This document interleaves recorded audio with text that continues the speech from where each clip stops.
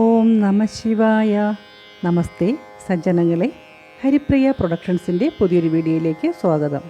തിരുവിതാംകൂർ ദേവസ്വം ബോർഡിൻ്റെ കീഴിലുള്ള തിരുവനന്തപുരം പൂജപ്പുര ചെങ്കുള്ളൂർ ശ്രീ മഹാദേവ ക്ഷേത്രത്തിൽ അഷ്ടമംഗല ദേവപ്രശ്ന പരിഹാരാർത്ഥം 2026 ഓഗസ്റ്റ് 10 മുതൽ 16 വരെ നടന്ന മഹാമൃത്യുഞ്ജയ ഹോമത്തിൻ്റെയും ക്ഷേത്രതന്ത്രിയായ കുഴിക്കാട്ടില്ലത്തെ ബ്രഹ്മശ്രീ പരമേശ്വരൻ വാസുദേവൻ ഭട്ടതിരിപ്പാട് അവരുടെ പ്രഭാഷണത്തിൻ്റെയും പ്രസക്ത ഭാഗങ്ങളെ സമന്വയിപ്പിച്ചുകൊണ്ട് ഹരിപ്രിയ പ്രൊഡക്ഷൻസ് ഈ വീഡിയോ ഭക്തിപുരസ്സരം സമർപ്പിച്ചുകൊള്ളുന്നു.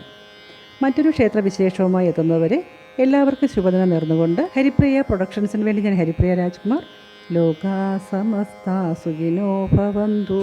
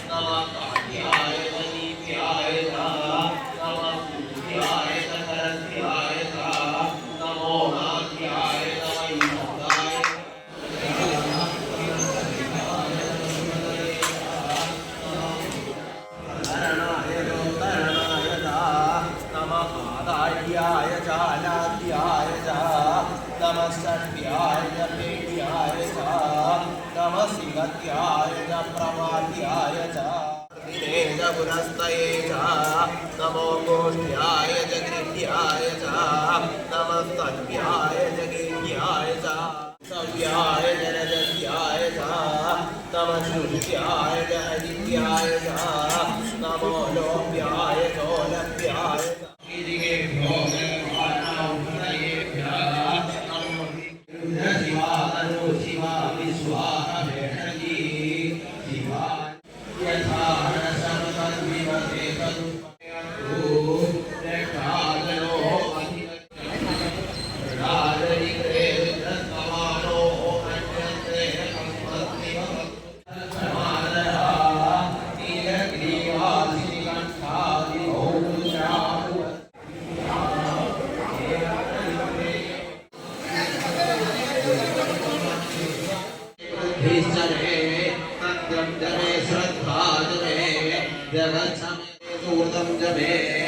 वित्तं जमे वेद्यं जमे वास्तमे अन्नं जमे वास्तमे मधुरास्तमे प्रियंकवस्तमे नवस्तमे श्यामास्तमे विवारा वलयस्तमे हिरण्यस्तमे यस्तमे अग्निस्तम आवस्तमे इंद्रस्तमे बृहस्पतिस्तमे अश्विनौ इंद्रस्तमे मरुदस्तमे विश्वे समे देवा इंद्रस्तमे पृथ्वी इंद्रस्तमे अग्निभ्यं इंद्रस्तमे शुक्रास्तमे बुद्धिस्तमे समे औष्णस्तमे माग्निवस्तमे वेदिष्मत्वेदिस्तमे धृष्यास्तमे श्रुतस्तमे समतास्तमे मदनास्तमे अमवृतस्तमे शक्वरीरङ्कुलयोति सत्तमे यज्ञेन दत्तन्नां वृद्धमेता श्रद्धास्तमे भौरीममे समे चत्रिक्षस्तमे चत्वारि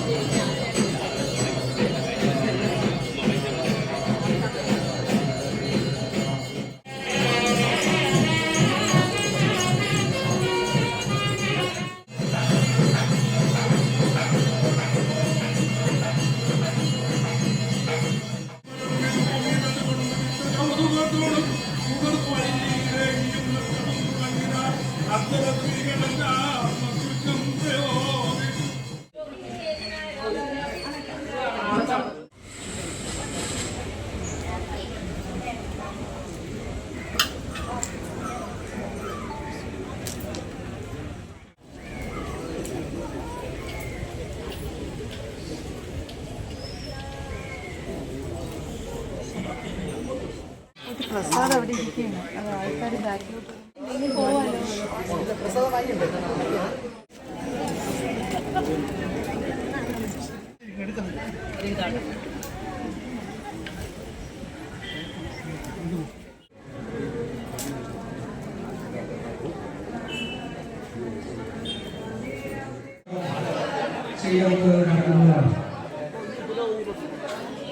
അത് കഴിഞ്ഞ് ഉച്ചപൂജയ്ക്ക് ശേഷം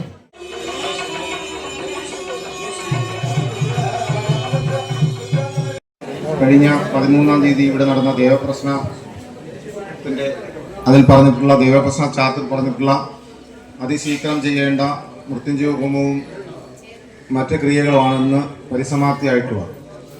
അപ്പോൾ ദേവപ്രശ്നത്തെ സംബന്ധിച്ചുള്ള കാര്യങ്ങളും ഇപ്പോൾ 10-ാം തീയതി തുടങ്ങി ഇന്ന് 16-ാം തീയതി വരെ നടന്ന ക്രിയകളെ കുറിച്ചിട്ടും ഇനി ചെയ്യേണ്ട കാര്യങ്ങളും നമ്മൾ അമ്പലത്തിൽ ആചരിക്കേണ്ട ചില ദേവപ്രശ്നത്തിൽ പറഞ്ഞിട്ടുള്ള ചില സംവിധാനങ്ങളെ കുറിച്ചിട്ടും ക്ഷേത്ര തന്ത്രി അദ്ദേഹം ഇവിടെ നമ്മുടെ മുമ്പിൽ കാര്യങ്ങൾ പറയുന്നുണ്ടാവും.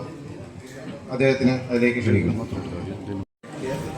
നമഃശിവായ. നമ്മുടെ ഈ സങ്കേതത്തിൽ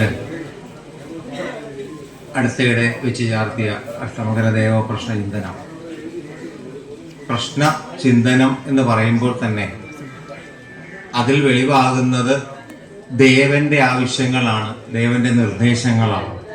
ഇന്ന രീതിയിൽ വേണം, ഇന്നത് പരിഷ്കരിക്കപ്പെടണം, ഇന്നത് പൂർവികമായി ഉണ്ടായിരുന്നത് എങ്ങനെയോ നിന്നുപോയി, അത് പുനരാരംഭിക്കണം. ഇതെല്ലാം ദേവന്റെ നിർദ്ദേശങ്ങളാണ്. ജ്യോത്സ്യനല്ല അപ്പോ നമ്മളോട് ഇത് പറയുന്നത്. രാശിവെക്കർ ആ ദൈവജ്ഞനായിട്ടാണ് അദ്ദേഹത്തെ അപ്പൊ കാണുക. ഈ ദേവൻ പറയുന്നതായിട്ടാണ്, അദ്ദേഹത്തിന്റെ നിർദ്ദേശങ്ങളാണ്. അപ്പോ അതിന് പ്രകാരം അതിശീഘ്രം ചെയ്യണം എന്ന് പറഞ്ഞാൽ എത്രയും പെട്ടെന്ന് മെയ് മാസത്തിൽ വെച്ച് ചാർത്തിയ പ്രശ്നമാണ്. അതിശീഘ്രമായിട്ട് നമുക്ക് ഈ ആഗസ്റ്റിലാണ് ആ മൃത്യുഞ്ജയമം ആദ്യത്തേത് ചെയ്യാൻ ഇടവന്നത്. പല സാങ്കേതികമായ ബുദ്ധിമുട്ടുകൾ, പ്രയാസങ്ങളൊക്കെ ഉണ്ട്. എന്നാലും ഇതൊന്നും ദേവനെ അങ്ങോട്ട് അക്സെപ്റ്റ് ചെയ്യല്ല അദ്ദേഹം. എന്താ, ദേവൻ പറഞ്ഞിട്ടല്ല ഈ പ്രശ്നത്തിനോ കലശത്തിനോ ഒന്നും നമ്മളാരും പുറപ്പെടുന്നത്. നമ്മളുടെ ആ ഭക്തരുടെ ആഗ്രഹങ്ങളാണ്.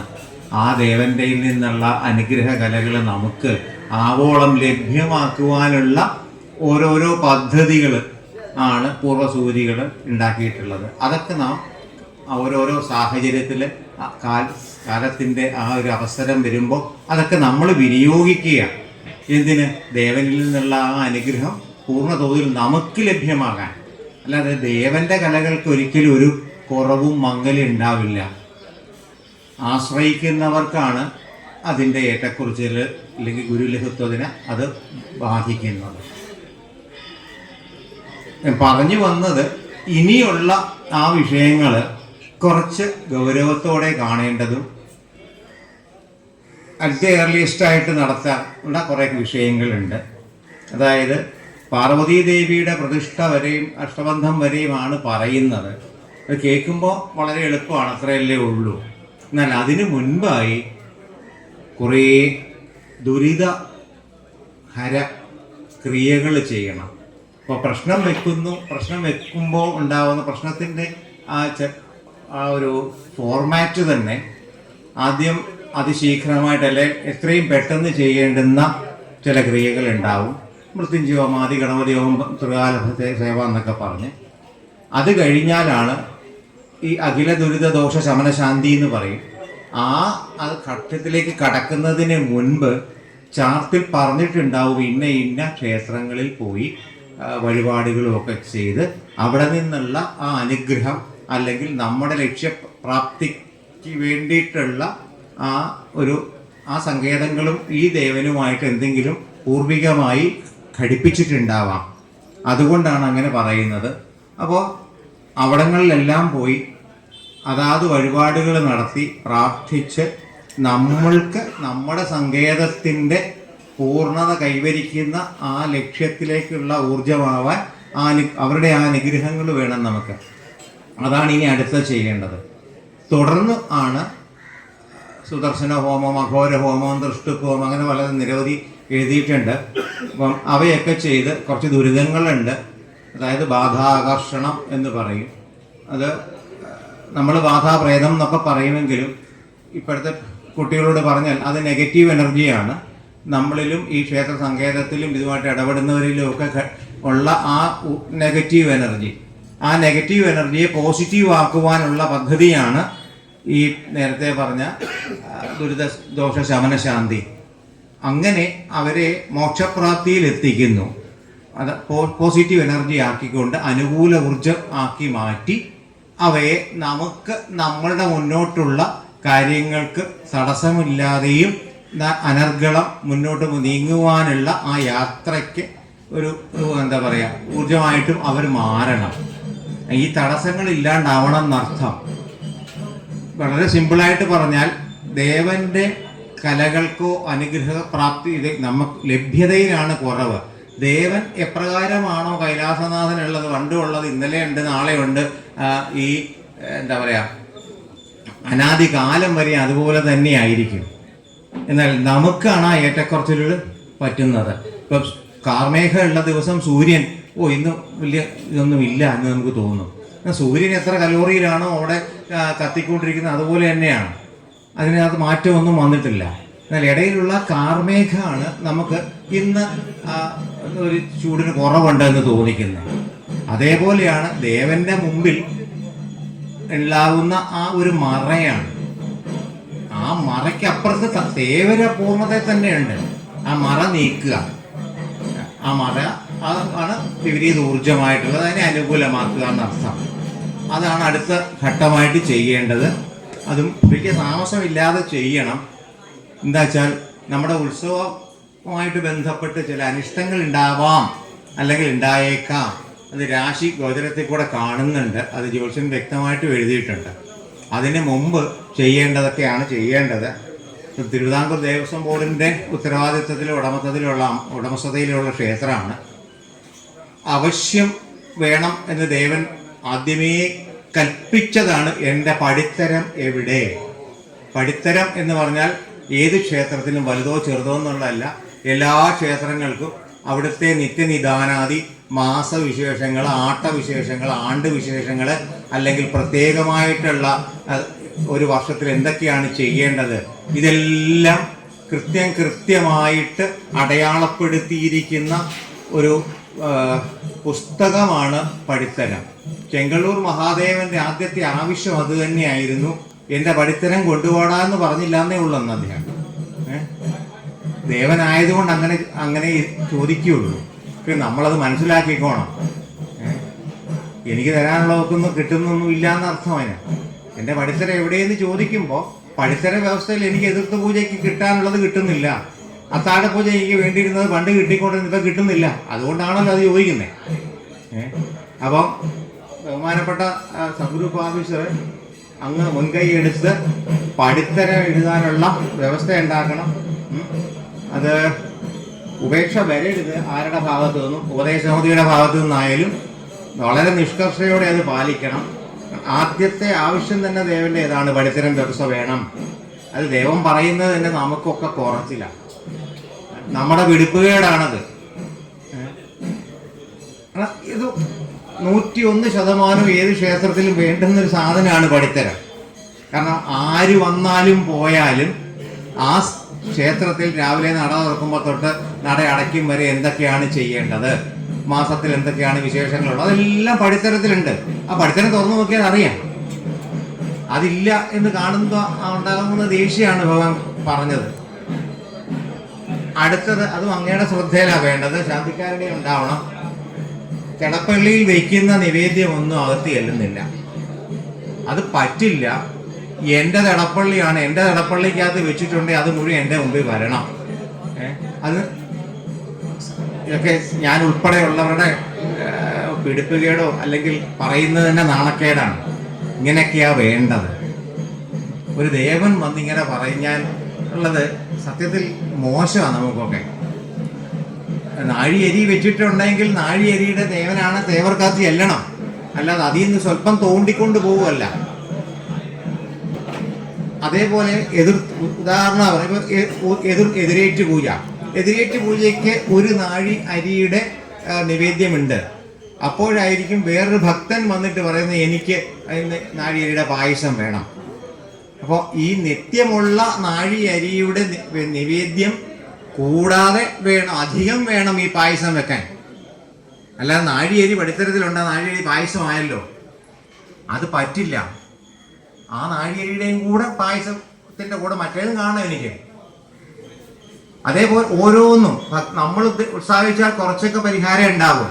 അത്താഴപൂജയ്ക്ക് പാല് കാച്ചി കൽക്കണ്ടം ഇട്ട് കദളിപ്പഴവും ഇലയമൃത്, നീരമൃത്, പഴുക്ക അടയ്ക്ക, ഇലയമൃത് നീരമൃത് എന്നൊക്കെ പറഞ്ഞാൽ പേടിക്കൊന്നും വേണ്ട, വെറ്റില അടയ്ക്കയും കരിക്കുക. ഇലയമൃത് എന്നാണ് തന്ത്രശാസ്ത്രത്തിൽ വെറ്റിലയ്ക്ക് വരിക, നീരമൃത് കരിക്കിനും. ഇപ്പം അത്താഴ പൂജയ്ക്ക് ഇതൊക്കെ വേണം എന്നാണ് ഭഗവാൻ പറഞ്ഞിട്ടുള്ളത്. ഇതൊക്കെ വേണ്ടത് തന്നെയാണ്.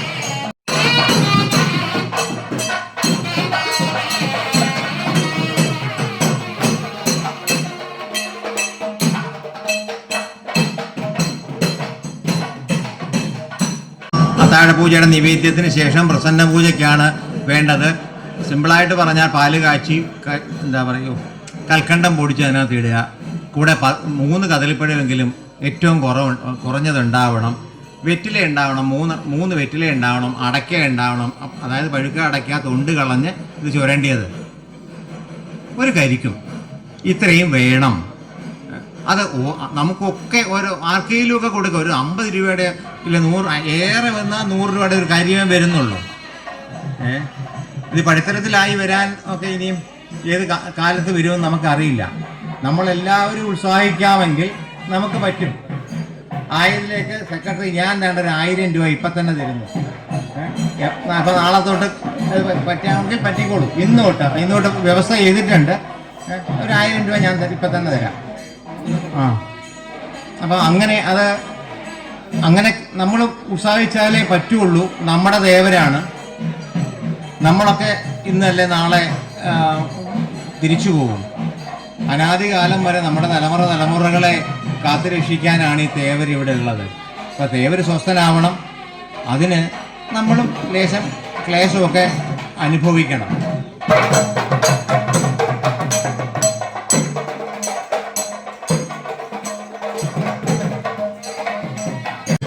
ഭാര സമ്പ്രദായത്തിൽ വേണം, നിഷ്കർഷയോടെ ദൈവം ആവശ്യപ്പെട്ടിരിക്കുകയാണ്. അല്ലാതെ ആ ധാരക്കടാരം കൊണ്ടുവന്ന് പീഠത്തെ വെച്ചിട്ട് കുറേ വെള്ളം ഒഴിക്കലല്ല. ഇതെനിക്കറിയാമടാവോ, നീയൊക്കെ ചെയ്യുമോ നോക്കുമായിരുന്നു എന്നാ ഇത്രയും ദിവസം ആ രാശി അതാ പറയുന്നത്. അപ്പോൾ അടികൊള്ളാതെ രക്ഷപ്പെടേണ്ടത് നമ്മുടെ ആവശ്യമാണ്. അത് വേണം തന്നെയാണ് പറഞ്ഞത്. സമ്പ്രദായത്തിൽ വേണം, രാശി അതാ പറയുന്നത്. പിന്നെ അത്താഴ പൂജയ്ക്ക് നിത്യവും പാല് കാച്ചി 3 കദളിപ്പഴം,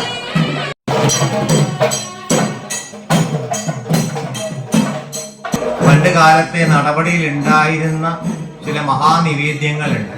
അതിന് പദ്ധതിയാണ്, അതായത് ചതുശ്ശതം, നാലുകറി നിവേദ്യം, ഇതൊക്കെ അതിന് പറയുകയാണ്.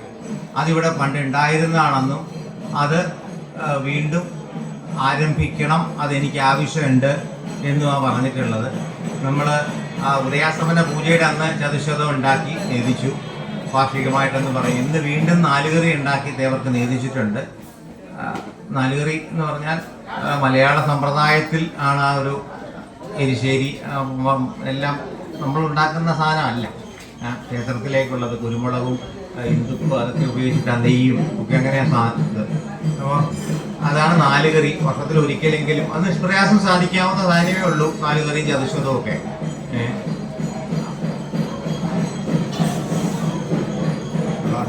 വീഴുന്നതിനുള്ളിൽ പ്രഭ കയറി പിടിച്ചു, ബിംബം താഴെ വീണിട്ടില്ല, ഇങ്ങനെയൊക്കെ പല പല കോണുകളിൽ നിന്ന് പല വേർഷൻസ് അതിനുണ്ടായിട്ടുണ്ട്. അപ്പോൾ തന്ത്രിയാണ് അത് എന്താ ചെയ്യേണ്ടത് എന്ന് നിശ്ചയിക്കാൻ അതിനകത്ത് ദൈവം പറഞ്ഞിട്ടുള്ളത്. വീണിട്ടുണ്ടോ ഇല്ലയോ എന്നുള്ള സംശയം നിലനിൽക്കുന്നിടത്തോളം കാലം വീണിട്ടുണ്ട്. ഒരു വിഷയത്തിൽ 4 അഭിപ്രായമാണ് അന്ന് അവിടെ കേട്ടത്. അതിനർത്ഥം ആരോ എന്തൊക്കെയോ ആരോ മൂടി വെക്കുന്നു. ചിലർ പറയണം എന്നുണ്ട്, അങ്ങോട്ട് പറഞ്ഞാൽ എന്താവും. അപ്പോൾ പതനപ്രായശ്ചിത്തം ഒരു ചെറിയ സാധനമേ ഉള്ളൂ കാര്യം. പതനപ്രായശ്ചിത്തം നമുക്ക് ചെയ്യണം, അടുത്തതിൻ്റെ കൂട്ടത്തിൽ ചെയ്യാം. ഇനി വളരെ നിങ്ങളുടെ എല്ലാവരുടെയും ഒരു കൺസെൻറ്റ് വേണ്ടുന്നൊരു വിഷയമാണ് പുറകിൽ ഇരിക്കുന്ന ആ നടരാജ വിഗ്രഹം. എന്നിലേക്ക് ഉള്ള ആ ഭക്തൻ്റെ ശ്രദ്ധയ്ക്ക് ചെറിയ കുറവ് സംഭവിക്കുന്നില്ലേ ആ ബിംബത്തിൽ കാരണം എന്ന് ദേവർക്കൊരു സംശയമുണ്ട്. അപ്പോൾ എന്താ ചെയ്യാൻ പറ്റുക? അത് മാറ്റണം എന്നുള്ളൊരു അഭിപ്രായമാണ് ജ്യോത്സ്യൻ പറഞ്ഞത്. പക്ഷെ ഞാൻ അതിനോട് യോജിച്ചിട്ടില്ല. നമുക്ക് എല്ലാവർക്കും കൂടെ ആലോചിച്ച് ചെയ്യാം. ഇപ്പോൾ ഇതേപോലെ തന്നെ ഇവിടെ ശ്രീകണ്ഠേശ്വരത്തുണ്ട്. അത് ആ സമയമാകും അലങ്കാര ദീപാരാധന എന്ന് പറയുന്ന സമയമാകുമ്പോൾ പുറത്തൊരു പ്രത്യേക അറയ്ക്കകത്തൊന്ന് എടുത്തുകൊണ്ട് വരികയാണ് ചെയ്യുന്നത്. ഇവിടെ എന്ത് ചെയ്യാൻ പറ്റും? അത് നിങ്ങളെല്ലാവരും കൂടി ആലോചിച്ച് ഉചിതമായ ഒരു തീരുമാനം, അതായത് ദേവന് അഹിതമാവാത്ത രീതിയിലൊരു തീരുമാനം. അല്ലാതെ 10 പേര് പറയുമ്പോൾ ഇതുപോലെ തന്നെ വേണം, 2 പേര് വേണം, അത് പറ്റത്തില്ല. അതല്ല ഞാൻ ഉദ്ദേശിച്ചത് കേട്ടോ. നിങ്ങളൊന്ന് പൊതുയോഗം അല്ലെങ്കിൽ എല്ലാം കൂടുമ്പോൾ ഒന്ന് ആലോചിക്കുക അതെന്താ വേണ്ടത്. എന്തായാലും അതിനടിയിലത്തെ ശില മാറ്റും. കരിങ്കല്ല് 2 കരിങ്കല്ലിൻ്റെ പുറത്താണ് വെച്ചിരിക്കുന്നത്. അതൊരു കാരണമല്ലേ എന്ന് തന്ത്രി എന്ന നിലയിൽ എനിക്കൊരു സംശയമുണ്ട്. അപ്പോൾ അത് മാറ്റി അത് ഒരു തടിയുടെ ഇതിലാക്കാം. തറയുടെ 2 കരിങ്കല്ലിൻ്റെ പീഠത്തിലാണ് ഇരിക്കുന്നത്. അത് മാറ്റി തടിയുടെ അടിഭാഗം ദ്രവിക്കാതെ നമുക്ക് എന്താ ഈ ചെമ്പിൻ്റെ ഓടിൻ്റെയൊക്കെ ചില സാധനം ഉണ്ടല്ലോ, ഇങ്ങനെ ബുഷ് പോലെ എന്തെങ്കിലും ഫിറ്റ് ചെയ്യാനല്ലോ. പക്ഷെ അതെന്ത് ചെയ്യണം എന്നുള്ളത് അകത്ത് തന്നെ ഇരുന്നാൽ മതിയോ അതോ സമയമാകുമ്പോൾ എടുത്താൽ മതിയോ? ആകെ 6 കിലോ 7 കിലോയേ ഉള്ളൂ. അതും ഞാൻ പറയാം. അടിച്ചേൽപ്പിക്കുന്നതല്ല ഭാരമൊന്നും. ദേവം പറയുമ്പോൾ ചിരിച്ചുകൊണ്ടായാലും കരഞ്ഞുകൊണ്ടായാലും നമുക്ക് ചെയ്തേ പറ്റുള്ളൂ. പിന്നെ നമസ്കാര മണ്ഡപത്തിൻ്റെ ശുദ്ധി അത് എന്താണ് എങ്ങനെയാണ് എന്ന് ഞാൻ പറയാൻ നിങ്ങൾക്കൊക്കെ അറിയാം. അവിടെ എന്തൊക്കെയാണ് കാണുന്നത്. ഇവിടെ ദൈവം പിന്നെയും കുറെ കൂടെ രക്ഷപ്പെട്ടിരിക്കുന്നത് മുഖമണ്ഡപം ഉള്ളത് കൊണ്ടാണ്. നമസ്കാര മണ്ഡപം പിന്നീട് വന്നതാണ്. ഈ ദേവനോട് ഏറ്റവും മണ്ഡപം അടുത്ത് വരുന്നു, അത് മുഖമണ്ഡപമായിട്ടാണ് വാസ്തുശാസ്ത്രത്തിൽ ശ്രീകോവിലോട് ചേർന്ന് വരുന്നത്. ഇത് നമസ്കാര മണ്ഡപം പിന്നീട് ഉണ്ടായതാണ്. എന്നാലും അതിൻ്റെ ശുദ്ധി അത്ര പോരാ. അവിടെ കൊണ്ടുവന്ന് വെക്കുന്ന സാധനങ്ങളായാലും ഇപ്പോൾ പൂവ്, മാല, നിർമാല്യമാണോ വറ്റാണോ എച്ചിലാണോ ഒന്നും അറിയില്ല. വടക്ക് ഭാഗത്തോടെയാണ് മാക്സിമം ആൾക്കാരും പൂവും മാലയൊക്കെ കൊണ്ടുവന്ന് അവിടെ കൊണ്ടുവയ്ക്കുക. അത് നിർമാല്യമാണ്. തെക്ക് ഭാഗത്ത് വരൂ, സോപാനത്തിൻ്റെ തെക്ക് ഭാഗത്ത് എന്തെങ്കിലും ഒരു സംവിധാനം ഒരു ഡെസ്ക് ഇട്ട് കൊടുത്താൽ മതി. അവിടെ കൊണ്ടുവന്ന് സമർപ്പിക്കാൻ പറഞ്ഞേ പൂവും മാലയൊക്കെ. എന്നിട്ട് ആരാണോ വാര്യര്, കഴകക്കാരൻ അത് അതിൽ നിന്ന് യോഗ്യമായ പൂക്കളും മാലകളും മാത്രം അത് തളിച്ച് അകത്തേക്ക് കൊടുക്കുക. ഒത്തിരി പുഷ്പങ്ങൾ വല്ല മാലകൾ ഒക്കെ വരുന്നുണ്ട്. എന്താ ചെമ്പരത്തി സഹിതം പണ്ട് വന്നുകൊണ്ടിരുന്നതാണ്, അറിയാം. പണ്ട് ഓർക്കുന്നു. ഇതൊന്നും അദ്ദേഹത്തിന് പറ്റാത്തത് കൊണ്ടാണ്. ശിവനാണ് ഒരു പരിധി വരെ അദ്ദേഹം സഹിക്കും. പിന്നീട് ആണ് പിടിവിട്ട് കഴിഞ്ഞാൽ പിന്നെ അതിലേക്കൊരു സാഹചര്യത്തിൽ എത്താതെ നമുക്കൊക്കെ നമ്മുടെ കടമയാണത്. അതിലാദ്യം എന്നോടാ പറഞ്ഞിരിക്കുന്നത്, ഏറ്റവും കൂടുതൽ ഉത്സാഹം കാണിക്കേണ്ടത് തന്ത്രിയാന്നാ പറഞ്ഞിരിക്കുന്നത് ഭഗവാൻ. അല്ലാതെ എന്താ കഥാപ്രസംഗം നടത്തി പോയാൽ പോരാ, ഈ മതിൽക്കകത്ത് വന്ന് അകത്ത് കയറി പണിയെടുത്തിട്ട് പോകണമെന്ന് തന്നെ എന്നോടും പറഞ്ഞിട്ടുള്ളത്. അപ്പോൾ ഞാൻ പണിയെടുക്കുന്നുണ്ടെങ്കിൽ ഞാൻ പണിയെടുപ്പിച്ചിരിക്കും, ഇല്ലേ? അതാ ഉദ്ദേശിച്ചിട്ടുള്ളത്. പണിയെടുത്തിട്ടല്ല, നമുക്ക് സ്നേഹത്തോടെ എല്ലാം നടക്കാൻ പറ്റും. ഭഗവാന്റെ കാര്യമാണ്. പിന്നൊരു ദഹനപ്രായശ്ചിത്തം എവിടേക്കോ 1-2 സ്ഥലങ്ങളിൽ അഗ്നിബാധ ഉണ്ടായിട്ടുണ്ട്. അതിൻ്റെ കാരണം കൃത്യമായിട്ട് അടിവരയിട്ട് ആ പ്രശ്നത്തിൽ പറഞ്ഞിട്ടുണ്ട്.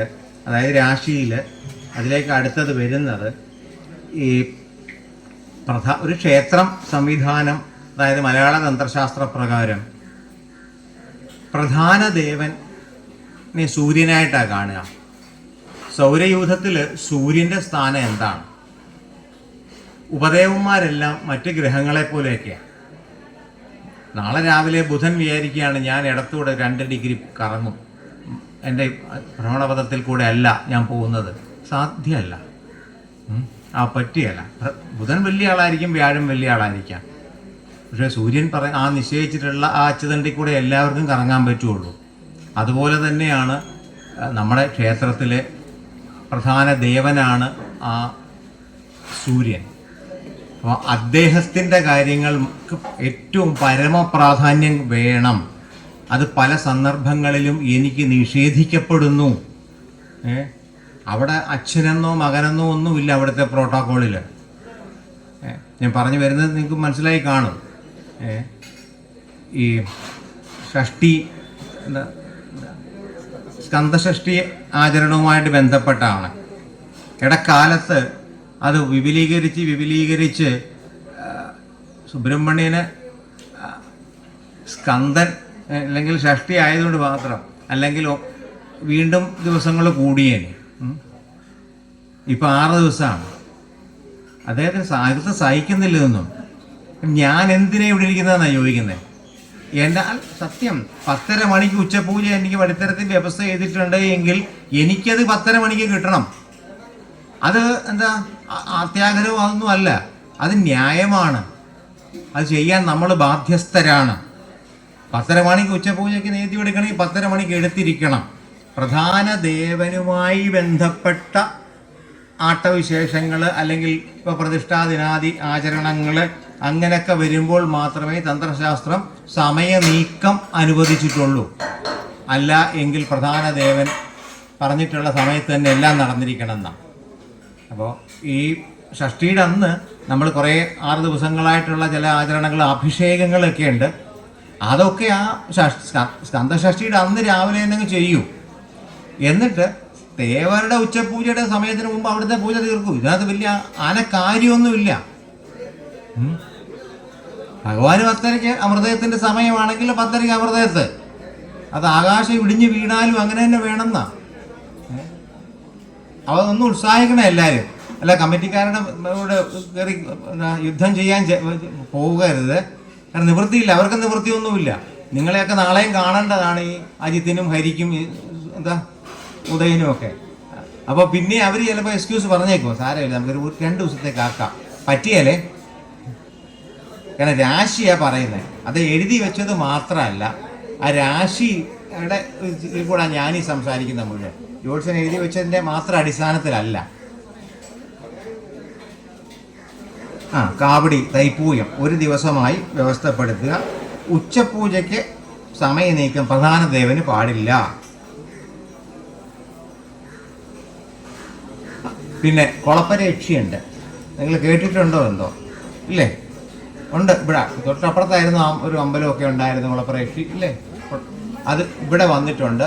ഇവിടെ ആണ് ഇപ്പോൾ ഉള്ളത്. ഒരു ചെറിയൊരു ഉപാധിയൊക്കെ ഉണ്ട് ആ കുളത്തിൻ്റെ തെക്ക് കിഴക്കേ മൂലയിൽ. അതിന് വാർഷികമായുള്ള ആചരണം വേണം. അത് ആറാട്ടിൻ്റെ അന്ന് നമുക്കത് എന്താണെന്ന് വെച്ചാൽ ആലോചിച്ച് നമുക്ക് തീരുമാനിച്ച് ഈ ആറാട്ട് മുതൽ അത് ചെയ്യാം. ഇതിന് തിരുവാതിര മുതൽ ഒറ്റ ദിവസം മതി, വാർഷികം ഒറ്റ ദിവസം മതി. കൂടുതലൊന്നും അവരൊന്നും പറയുന്നില്ല. ഇനി ആ പുറത്ത് കുറേ സർപ്പ സാന്നിധ്യങ്ങളുണ്ട്. സാന്നിധ്യങ്ങൾ എന്ന് ഞാൻ പറയുന്നില്ല, സർപ്പത്തിൻ്റെ ബിംബോപാധികൾ അവിടെ വന്നു കൂടിയിട്ടുണ്ട്. അത് ആചരണ പദ്ധതിയിലുള്ളതല്ല. എങ്ങനെയൊക്കെയോ ആരൊക്കെയോ പല കാലഘട്ടങ്ങളിലായിട്ട് ഇവിടെ കൊണ്ടുവന്ന് വെച്ചതാണ്. അപ്പോൾ അതെന്താ വേണ്ടത് എന്ന് ആലോചിച്ചപ്പോൾ സ്ഥപതിയുമായിട്ടും ഒക്കെ കൂടി ആലോചിച്ചതിൻ്റെ അടിസ്ഥാനത്തിൽ അത് ആ ആൽത്തറയിൽ തന്നെ ഒരു തറ കെട്ടി രാജവീതിക്ക് അഭിമുഖമായിട്ട് അവരെ വയ്ക്കുക. അതായത് രാജവീതി എന്ന് പറഞ്ഞാൽ റോഡ്, അതിനഭിമുഖമായിട്ട് വയ്ക്കുക. വാർഷികമായിട്ട് ഒരൊറ്റ ദിവസം, ഏതെങ്കിലും ഒരു ദിവസം നിശ്ചയിച്ച് അന്ന് മാത്രം ഒരു അഭിഷേകവും ഒരു മഞ്ഞപ്പൊടിയും ഒരു പാലും നെയ്യും പാലും പഴവും, പക്ഷെ അതിലൊറ്റ മതി. അതേപോലെ ഇതും അകത്തേതും പറയുന്നുണ്ട്, എല്ലാ ദിവസവും ഇതുള്ള ഇങ്ങനെ ഈ കലാപരിപാടി വേണോ എന്നാ ചോദിച്ചിരിക്കുന്നത് അല്ലേ? മതിൽക്കകത്തുള്ള സർപ്പങ്ങൾക്ക് അതൊന്ന് ആലോചിക്കുക. എന്താ വെച്ചാൽ ശുദ്ധ വിഷയം വരുന്നുണ്ട്. ഇവിടെ ആകെ ഒരു മേശാന്തിയും കീശാന്തിയും മാത്രമേ ഉള്ളൂ. അവരെ ചീത്ത പറഞ്ഞിട്ടും കാര്യമില്ല. രാവിലെ 6 മണിക്ക് സർപ്പത്തിൻ്റെ അവിടെ ആൾ വരുമ്പോൾ വിളക്ക് കത്തിച്ചിട്ടില്ലേ ശാന്തിക്കാരനെ ചീത്ത വിളിക്കും. ശാന്തിക്കാരൻ അവിടെ പോയാൽ കുളിച്ചേച്ച് വരണമെന്നാണ് ഞാൻ പറഞ്ഞിരിക്കുന്നത്. അപ്പം അയാൾ എന്നെ സ്മരിക്കും. ഇങ്ങനെ കാര്യങ്ങൾ പോകുന്നത്.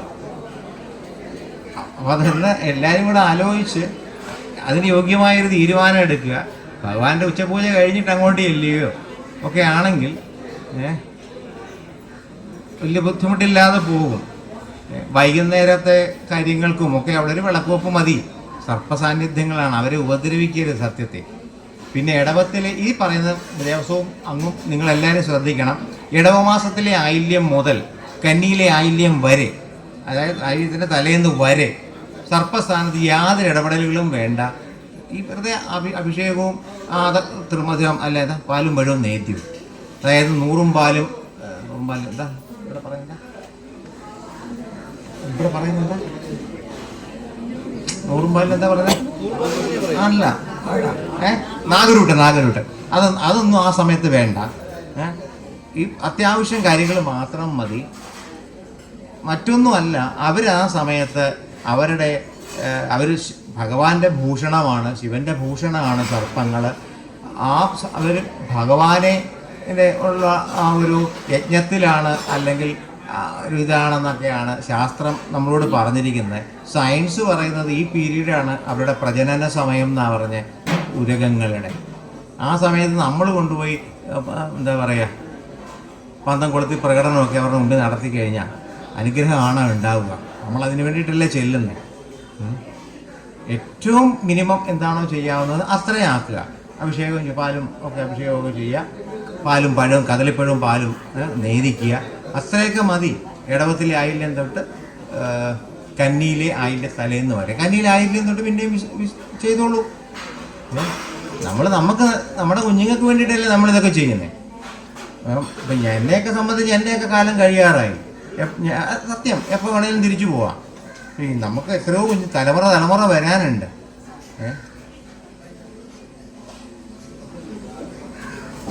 പിന്നെ ഒരു പൊട്ടിയൊരു നന്ദിനകത്ത് കിടപ്പില്ലേ?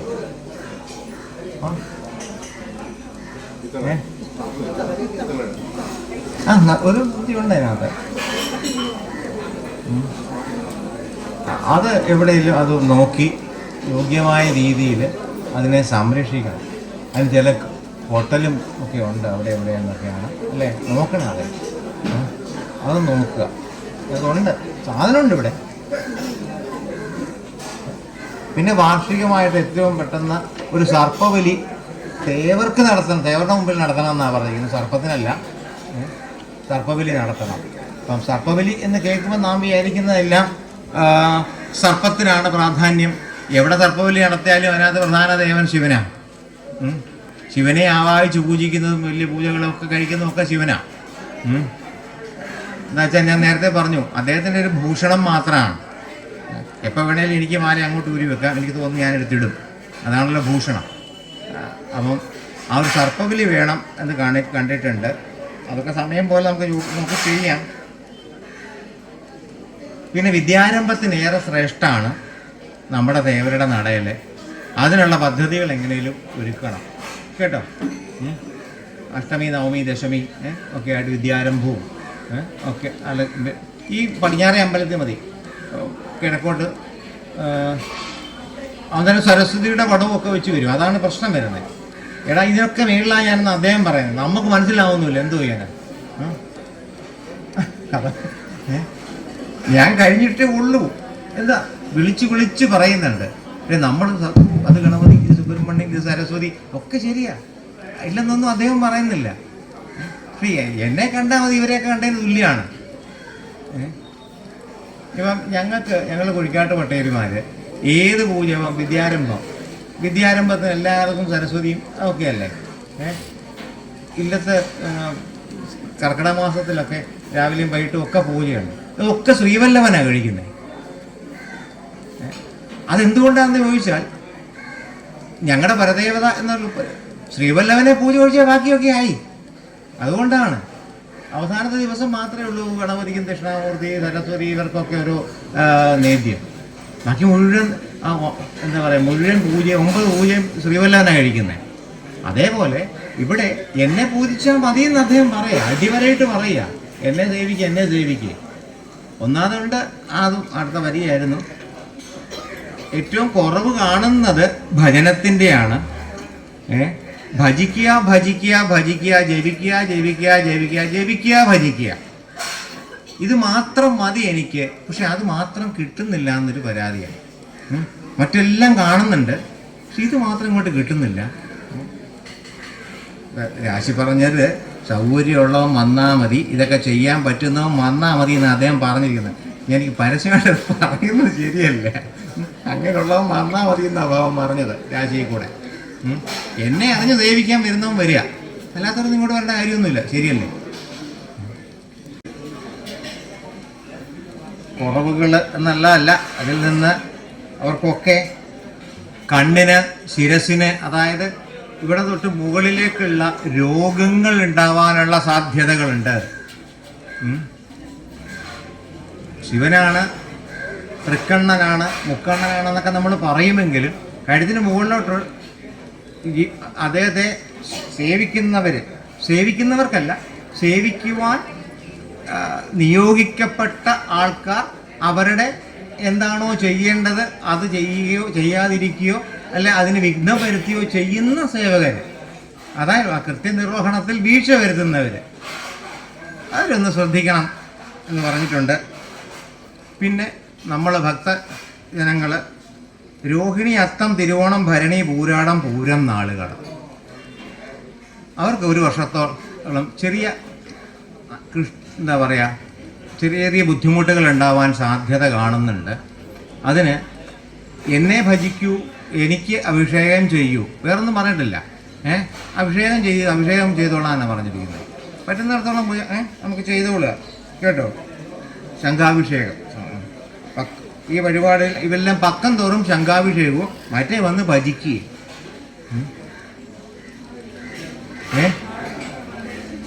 നാളെ രോഹിണി, അത്തം, തിരുവോണം, ഭരണി, പൂരാടം, പൂരം.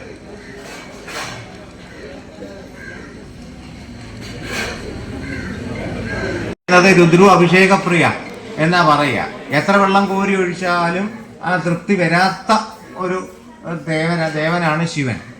മന്ത്രം പോലും അദ്ദേഹത്തിന് വേണമെന്നില്ല എന്നാ പറയുന്നത്. വെള്ളം കോരി ഒഴിച്ചാൽ മതി. പോരാത്തതിന് നമ്മുടെ ദേവൻ ജലവുമായിട്ട് അഭേദ്യമായ ബന്ധമാണ്. നേരെ മുമ്പിൽ തീർത്ഥമാണ്, അതായത് കുളമാണുള്ളത്. അത് അതിൻ്റെ സ്വഭാവങ്ങളൊക്കെ ഇപ്പം ഇവിടെ വിവരിക്കാൻ പറ്റുകയില്ല, എന്തുകൊണ്ട് അങ്ങനെ വരുന്നു എന്നൊക്കെ. ഇനിയിപ്പോൾ നടന്നത് ശീഘ്ര പരിഹാരമാണ്. ഇനി അടുത്ത കാര്യങ്ങളാണ് ചെയ്യാനുള്ളത്.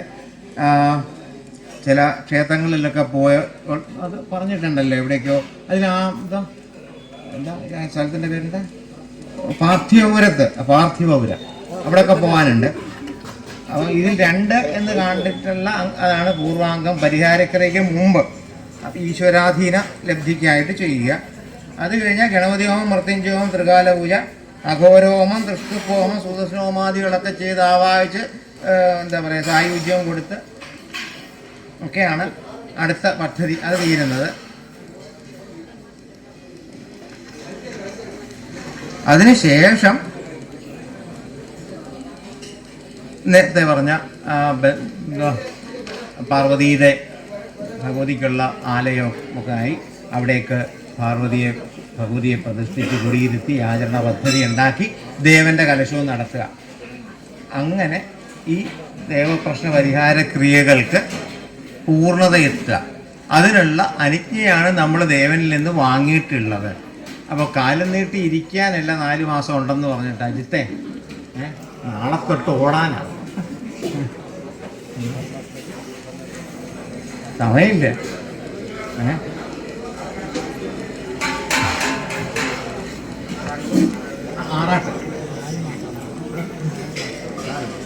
ആറാട്ട് ധനുത്തിരുവാതിര ആറാട്ട് ദേവൻ്റെ പിറന്നാളുമായിട്ടുള്ള ഏറ്റവും വിശേഷപ്പെട്ട ചടങ്ങാണ്. ഇവിടെ നമ്മളത് ആ തിരുവാതിര ആറാട്ട് വരത്തക്ക രീതിയിൽ 10 നാൾ കൊടിയേറി ഉത്സവമാണ്. ആറാട്ടിൻ്റെ അന്ന് ദേവരെ കണി കാണാൻ കിട്ടുന്നില്ല എന്ന് കുറേ ഭക്തജനങ്ങൾക്ക് പരാതിയുണ്ട് എന്നാണ് വിചാരിച്ചുകൊണ്ടിരുന്നത്. ഇപ്പം അവർക്ക് മാത്രമല്ല, ഇനി അവരുടെ പരാതി കേട്ടിട്ടാണോ എനിക്ക് മേടൻ രാശിക്കുള്ളിൽ തന്നെ ആ ലഗ്നം തീരുന്നതിന് മുമ്പ് എല്ലാം കഴിഞ്ഞു നീയൊക്കെ ഇറങ്ങി നട അടച്ചോണമെന്ന് പറഞ്ഞിരിക്കുക. അങ്ങനെയാണ് പറഞ്ഞിരിക്കുന്നത്. അതായത് ഒരു 3:30 മണിയോടുകൂടി അന്നത്തെ ശ്രീഭൂതബലി വരെ കഴിഞ്ഞ് ഉച്ചപൂജയും ആറാട്ടുകലശാഭിഷേകം ശ്രീഭൂതബലിയും കഴിഞ്ഞ് ഇറങ്ങിക്കോളാനാണ് പറഞ്ഞത്. അത് വെറുതെ പറഞ്ഞല്ല, നിങ്ങളുടെ സൗകര്യത്തിന് ഇച്ചിരി മാറ്റാം, അങ്ങോട്ടാക്കാം എന്നല്ല പറഞ്ഞത്.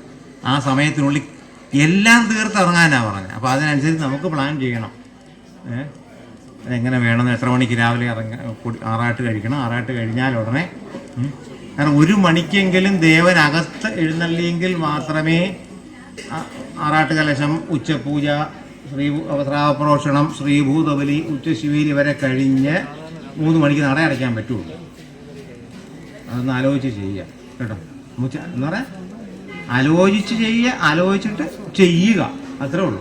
നമുക്കതിനകത്ത് വേറെ ഓപ്ഷൻസ് തന്നിട്ടില്ല. അതാ ചില ഈ മൾട്ടിപ്പിൾ ചോയ്സ് ആണെങ്കിൽ പോലും 2-3 ഓപ്ഷൻസ്, ഇതൊരു ഓപ്ഷൻ തന്നിട്ടില്ല. ഇങ്ങനെ ചെയ്തേക്കാനാണ് പറഞ്ഞിരിക്കുന്നത്.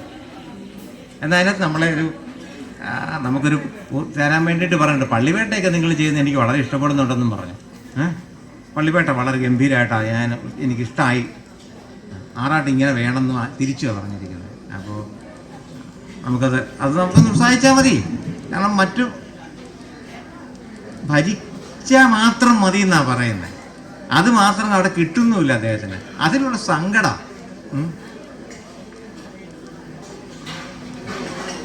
എന്തെങ്കിലും തിരുവേദിയുടെ ഇതുമായിട്ട് ബന്ധപ്പെട്ട് ചോദിക്കണമെങ്കിൽ ചോദിക്കാം. ഒരു 5 മിനിറ്റ്.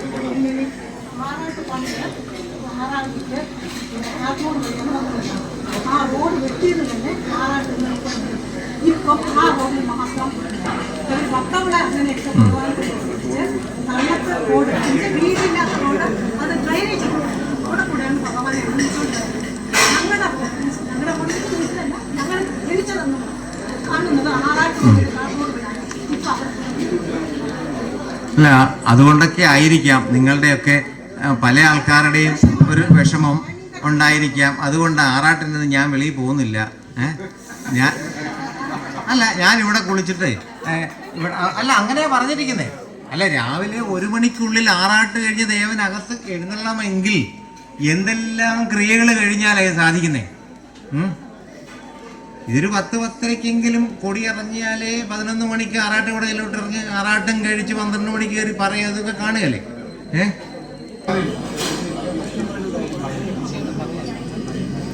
രോഹിണി, ഭരണി, പൂരം, പൂരാടം, എന്തായിരുന്നു അത്തം. അതെ അമ്മ ഇങ്ങനെ എന്നോട് ചോദിച്ചത്. അപ്പൊ അത് പറഞ്ഞു. പൂരം, പൂരാടം, തിരുവോണം, ഭരണി, അതുണ്ട്. അത് എഴുതിയിടും.